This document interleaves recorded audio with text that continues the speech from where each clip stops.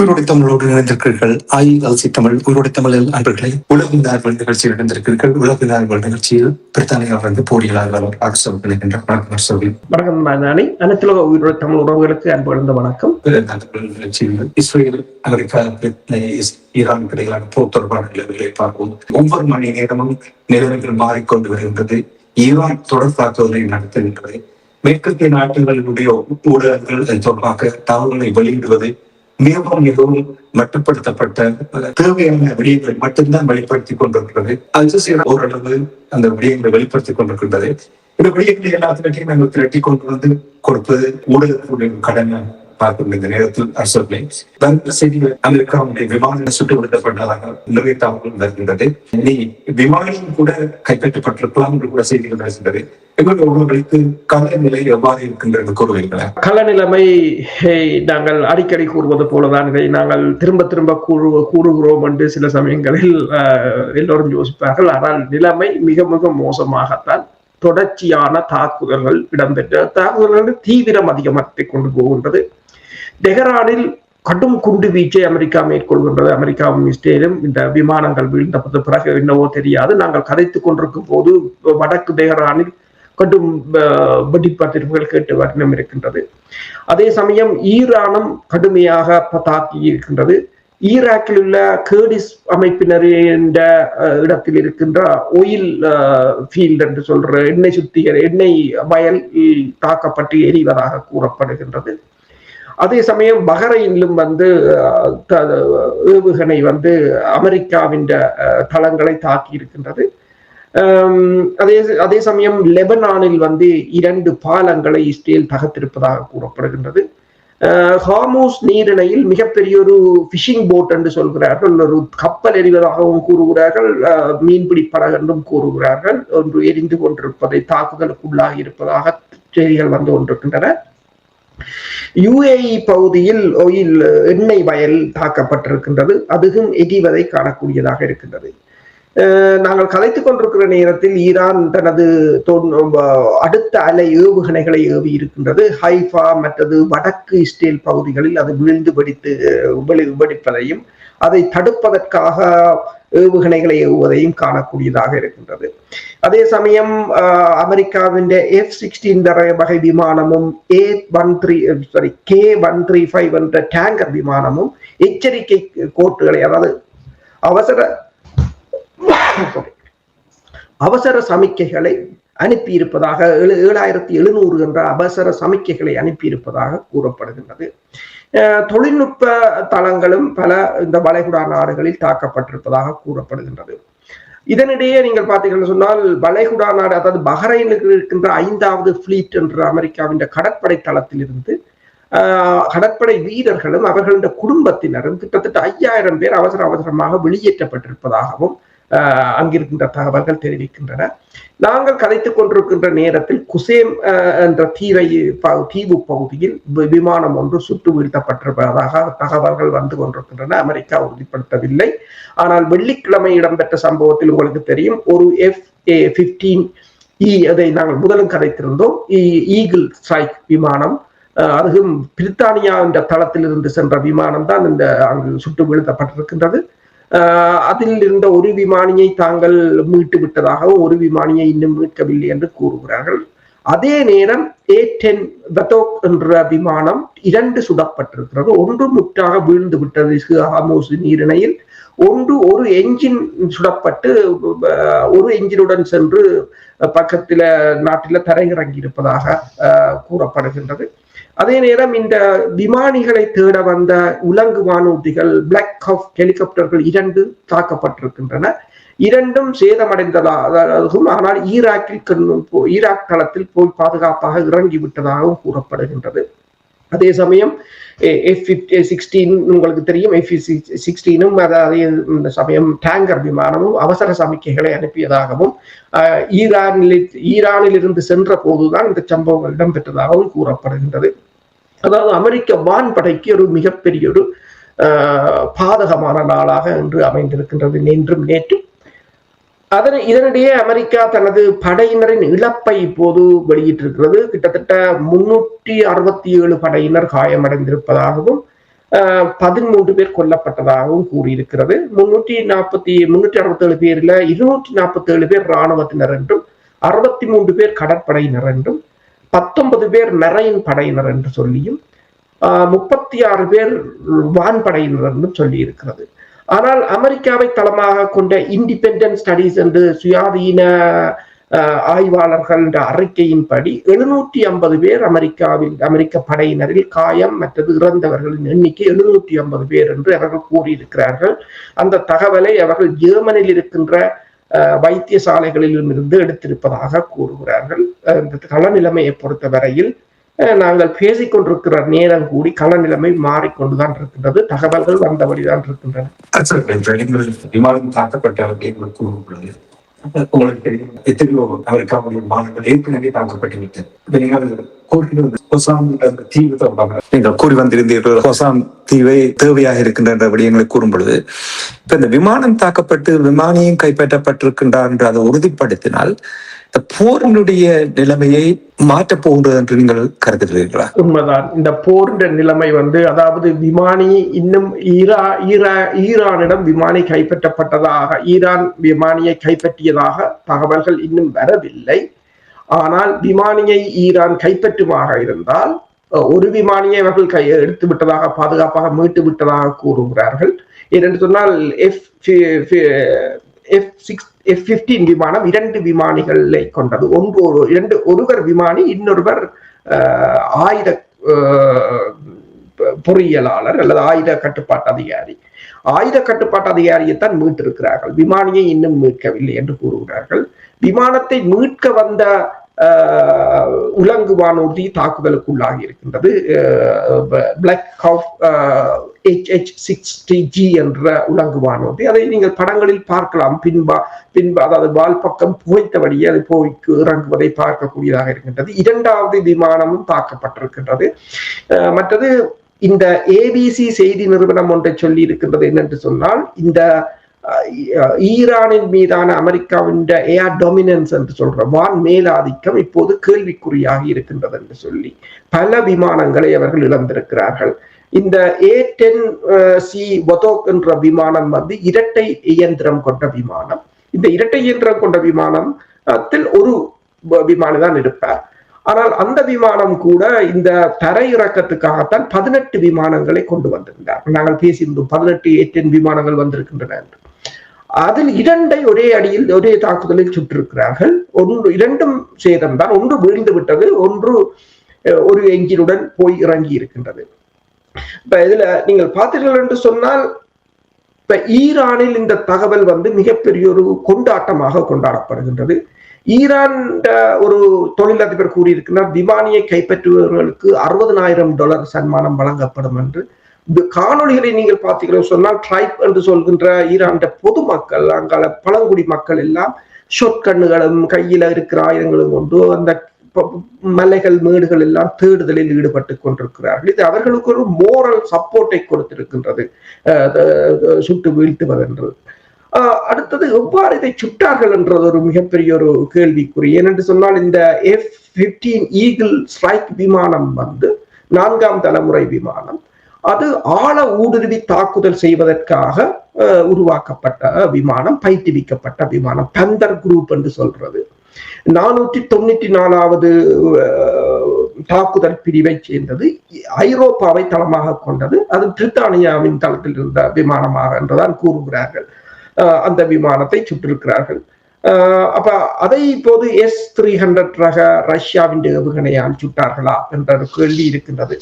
ஆனால் அதே சமயம் A-10 என்ற விமானத்தையும் சுட்டிருக்கிறார்கள். A-10 என்ற விமானத்தை எதால் சுட்டார்கள் என்றது ஏனென்றால் அதுதான் இப்ப இந்த அதை ஹார்மோஸ் நீரிணையில் வைத்துத்தான் சுட்டிருக்கிறார்கள் 2 ஒரே நாளில். இப்ப பெப்ரா என்ற ஏவுகணை 9K333 என்றதுதான் அந்த லோஞ்சர். அதுக்கு பாவிக்கிற ஏவுகணை 9M336 என்றது.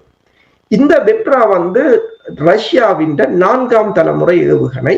இது மேன் பேட்ஸ் என்று சொல்றது, தோளில் வைத்து இயக்க முடியும்.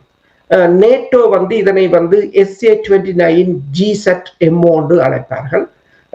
இது 2015ஆம் ஆண்டு தான் பாவனைக்கு ஏவுகணை. இதன் சிறப்பம்சம் என்னவென்று சொன்னால் near IR, UV, mid IR என்று சொல்றது. புற ஊதா, அண்மைய அகச்சிவப்பு, நடு அகச்சிவப்பு போன்ற கதிர்கள் வீச்சு உணரிகளை கொண்டது. அப்ப 3 நிறமாலை தேடுதல் கருவிகள் அதில் இருக்கிறது என்று கூறுகிறார்கள். இந்த ஏவுகணையை 500 லோஞ்சர்களையும் 2500 ஏவுகணைகளையும் ஈரான் அவசரமாக ஜனவரி மாதம் கொள்வனவு செய்திருந்தது ரஷ்யாவிடமிருந்து.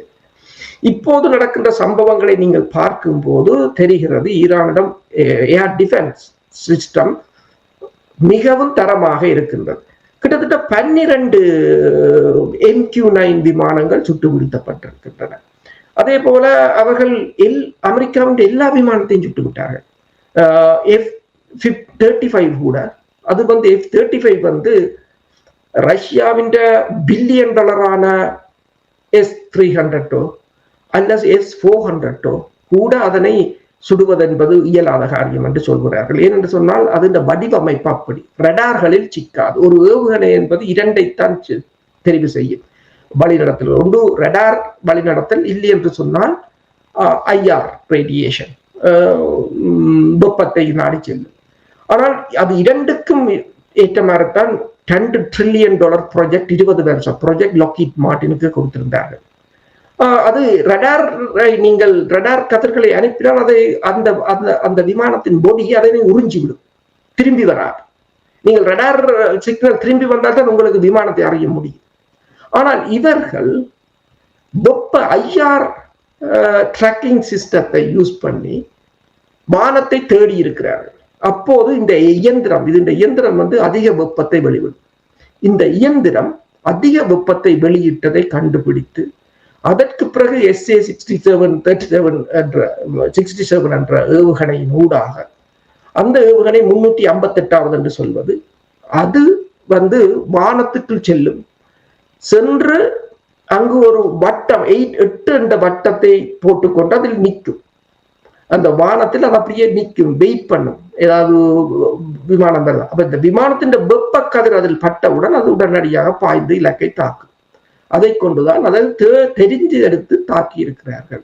அது ஒரு மிகப்பெரிய ஒரு அதிர்ச்சியான விடயமாகத்தான் எல்லோராலும் பார்க்கப்பட்டிருந்தது இந்த F-35 வீழ்த்தியது. அப்ப எல்லா விமானத்தையும் F-15 இருக்கலாம், டேங்கர் விமானமாக இருக்கலாம், உலங்கு வானூர்தியாக இருக்கலாம், F-15 இருக்கலாம், எல்லாவற்றையும் சுட்டிருக்கிறார்கள். இப்போது A-10Cயையும் சுட்டிருக்கிறார்கள். இன்னும் போது இந்த நடவடிக்கை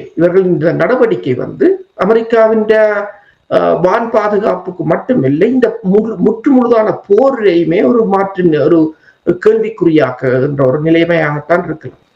இப்ப நீங்கள் இந்த விமானங்கள் சுட்டு வீழ்த்தியது தொடர்பாக கூறும் பொழுது இங்க இன்னொரு விடயத்தை நான் கேட்டு தெளிவு வர விரும்புகிறேன். இப்ப நீங்கள் போர் நிலைமை மாறப்போகின்றது என்று கூறும் பொழுது ஈரான் ஒரு சரியான நேரத்தில் தங்களுடைய பலத்தை வெளிப்படுத்துவதற்காக காத்திருந்திருக்கிறார்களா என்று சிந்திக்க தோன்றுகிறது. இப்ப நீங்கள் விமானங்களை சுட்டு வீழ்த்தி இருக்கிறார்கள் என்று கூறும் பொழுது, இனி ஆரம்பத்தில் போர் நடந்து 2-3 நாட்களாக சில கருத்துக்கள் பகிரப்பட்ட என்னவென்றால் போர் நிறுத்தம் அல்லது பேச்சுவார்த்தை என்றெல்லாம் பேச. ஆனால் இப்பொழுது வருகின்ற செய்திகளை கேட்கும் பொழுது 48 மணி நேர போர் நிறுத்தத்தை கேட்டிருப்பதாக கூறுகின்றது. இதில் எவ்வளவு உண்மை இருக்கிறது?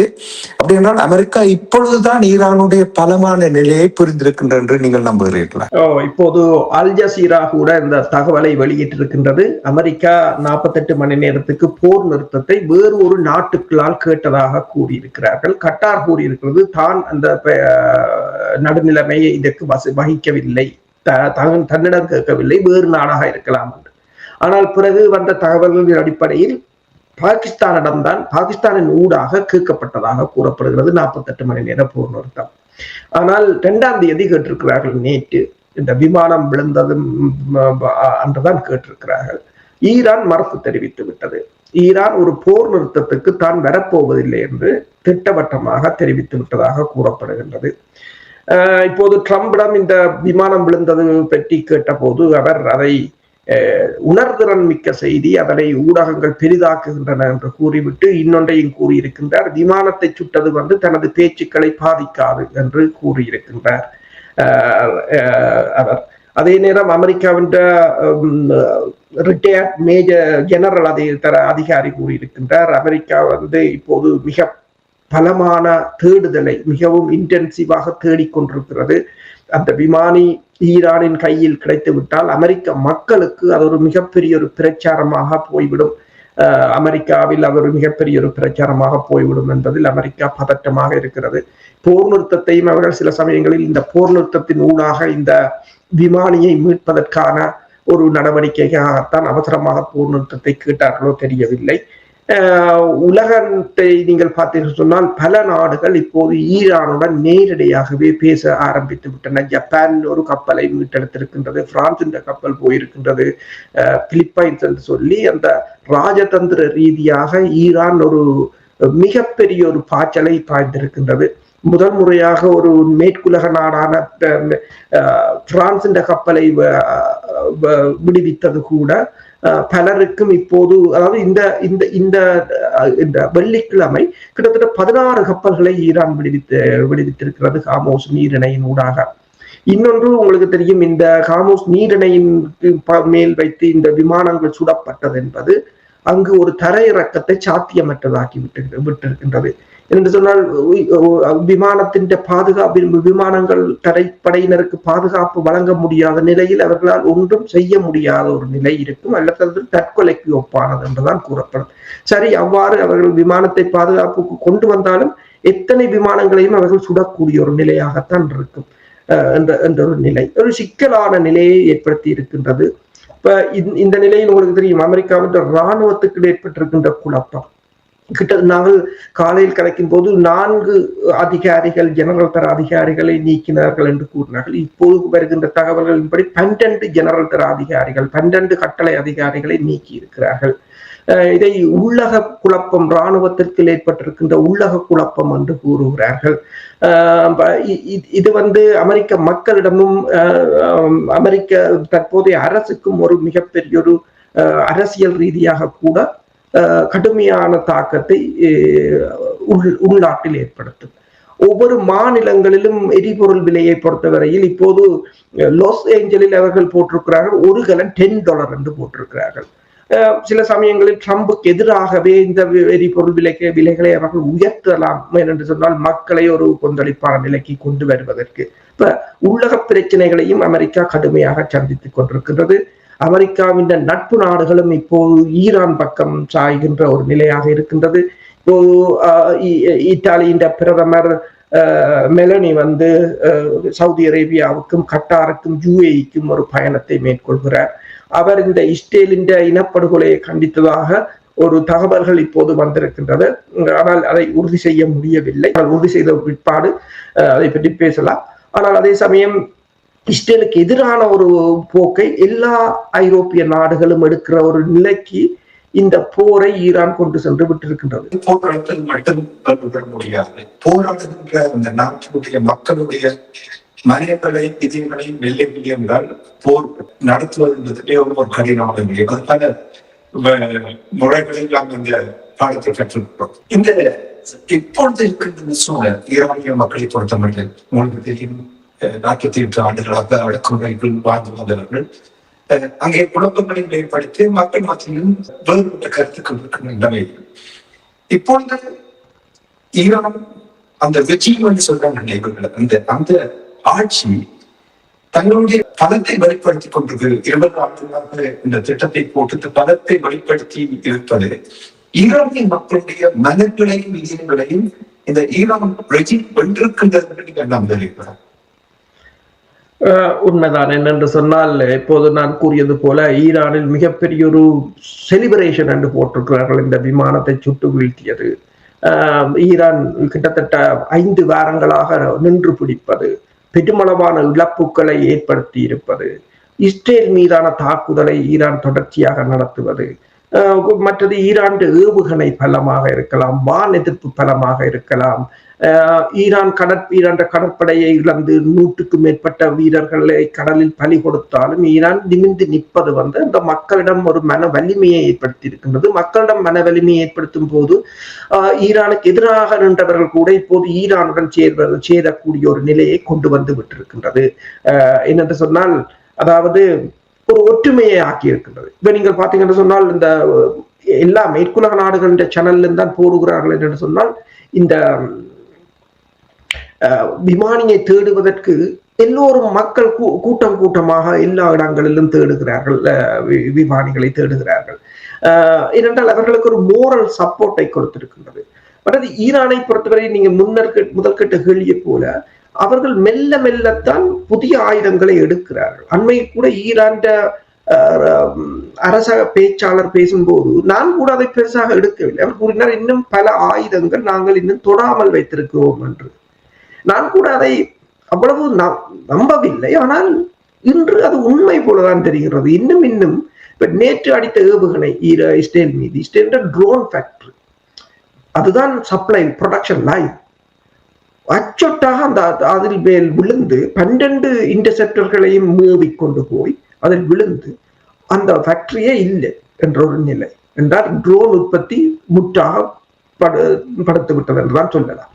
அதே போலதான் இந்த ஏவுகணைகளையும் பாருங்கள், புதிதாக எடுக்கிறார்கள், அதிர்ச்சியை கொடுத்துக் கொண்டிருக்கிறார்கள். அதாவது அமெரிக்காவின் முதலாவது பேரமே அவர்கள் பெரிய எல்லாவற்றையும் எடுக்கவில்லை. முதலில் எல்லோரும் கூறினார்கள் ஈரான் பழைய ஏவுகணைகளை எடுத்து இவர்களின் படைபலத்தை அளிக்கின்றது என்று. அது உண்மை போலதான் தெரிகின்றது.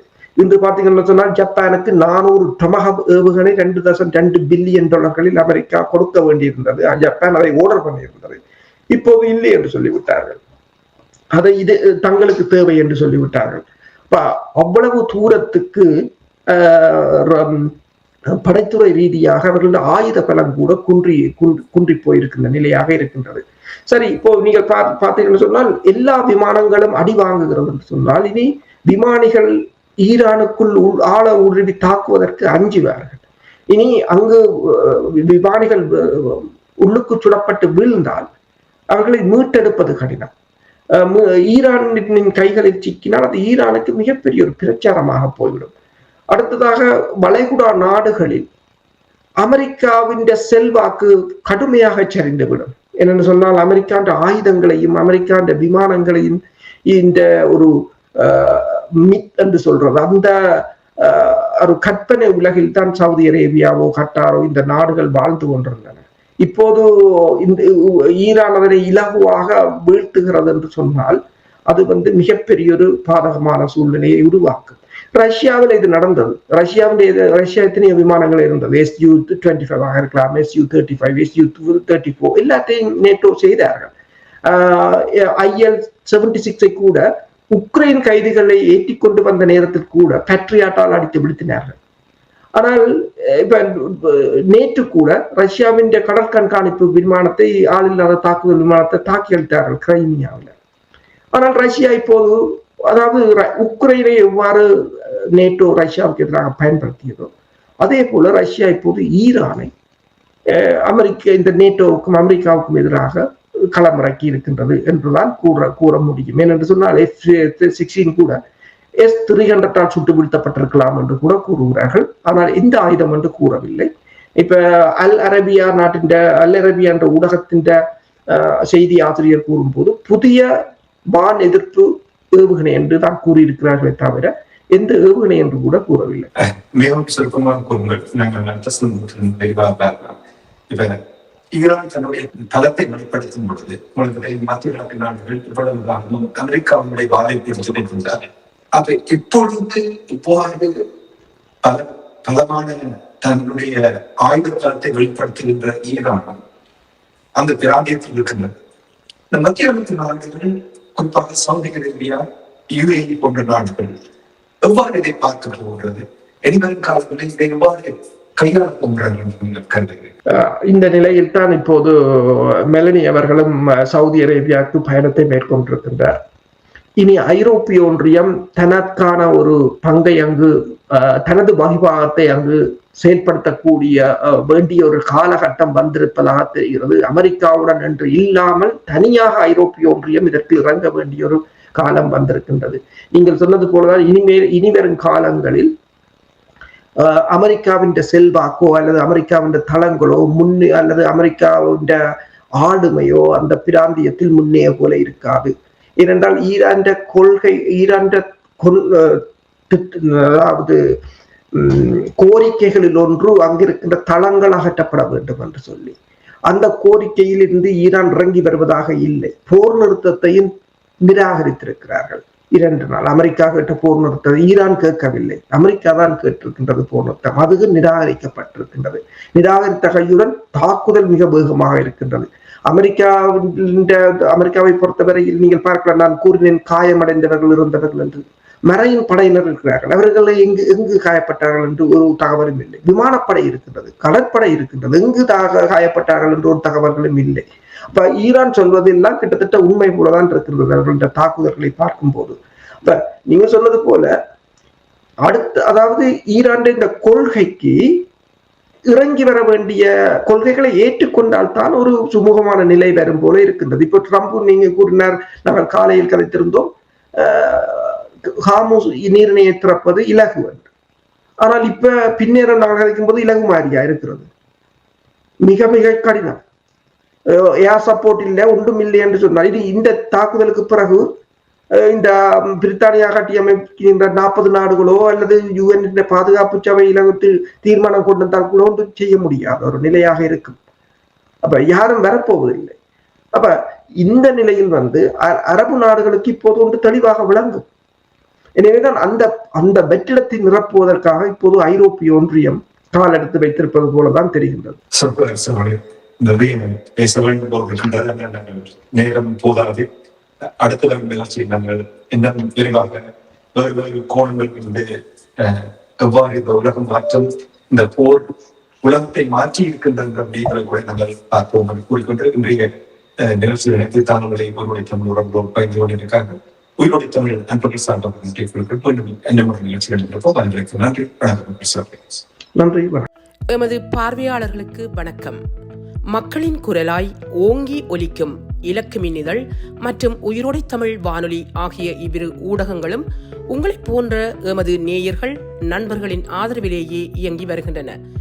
மிக குறைந்த வளங்களுடன் பல இடர்கள் மற்றும் தடைகளை தாண்டி பயணிக்கும் எமது ஊடகங்களின் பணிகள் மேலும் வளர உங்களால் முடிந்த நிதி உதவியை வழங்கி இன்னும் காத்திரமான செயற்பாடுகளை முன்னெடுக்க உதவுமாறு மிகவும் பணிவன்புடன் வேண்டி நிற்கின்றோம். உங்கள் பங்களிப்பு உங்களின் உரிமை குரலாய் ஓங்கி ஒலிக்கும். நன்றி.